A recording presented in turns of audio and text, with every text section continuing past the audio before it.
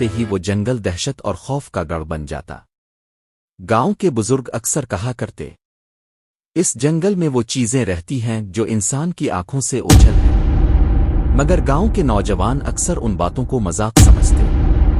انہی نوجوانوں میں 4 دوست تھے، ریحان، بلال، زبیر اور عامر۔ یہ سب مہم جو اور بے خوف تھے۔ ایک دن انہوں نے فیصلہ کیا کہ وہ اس جنگل کی گہرائی میں جا کر دیکھیں گے کہ آخر وہاں ایسا کیا ہے جس سے سب ڈرتے ہیں۔ رات کا وقت تھا، آسمان پر بادل چھائے ہوئے تھے۔ چاروں دوست ہاتھوں میں مشلیں لیے جنگل کے دہانے پر کھڑے تھے۔ درختوں کی شاخیں ہوا میں سرسراتی تھیں جیسے کسی نے آہستہ سے کان میں سرگوشی کی ہو۔ ریحان نے کہا، یہی ہے وہ جنگل، آج سب حقیقت سامنے آ جائے گی۔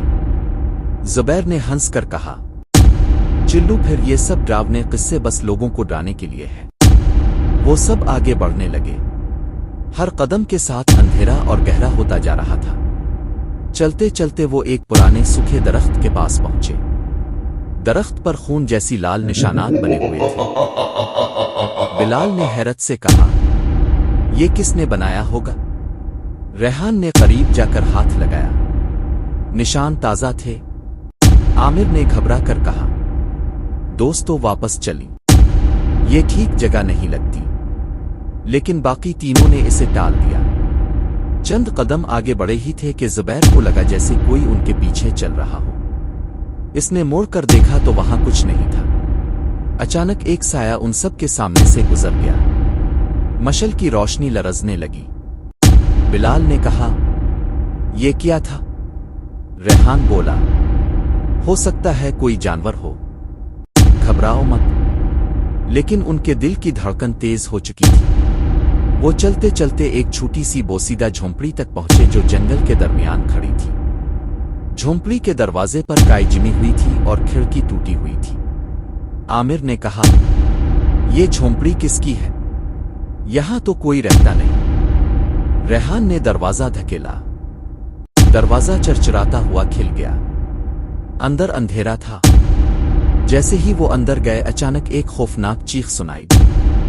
سب خوفزدہ ہو کر باہر بھاگے۔ جھونپڑی سے دور نکلنے ہی والے تھے کہ انہیں لگا کوئی ان کی نگرانی کر رہا ہے۔ چاروں نے مشلیں اوپر اٹھا کر دیکھا تو درختوں پر کئی سرخ آنکھیں چمک رہی تھیں۔ آنکھیں ایک ساتھ پلک جھپک رہی تھیں اور ان کے قریب آ رہی تھیں۔ زبیر کی ہمت جواب دے گئی، ہمیں واپس جانا ہوگا۔ ریحان نے کہا، دوڑو۔ وہ سب اندھا دھند دوڑنے لگے لیکن جنگل میں راستے سب ایک جیسے لگ رہے تھے۔ دوڑتے دوڑتے عامر اچانک کہیں غائب ہو گیا۔ باقی تینوں رک کر اسے تلاش کرنے لگے۔ اس کی چیخیں سنائی دیں مگر وہ نظر نہ آیا۔ بلال کانپتے ہوئے بولا، یہ جگہ ہمیں ختم کر دے گی۔ ریحان نے سب کو حوصلہ دیا لیکن اس کے اپنے ہاتھ لرز رہے تھے۔ یہاں پہلا حصہ ختم ہوتا ہے۔ اگلے حصے میں ان کا سامنا پراسرار مخلوقات سے ہوگا اور جنگل کی حقیقت سامنے آئے گی۔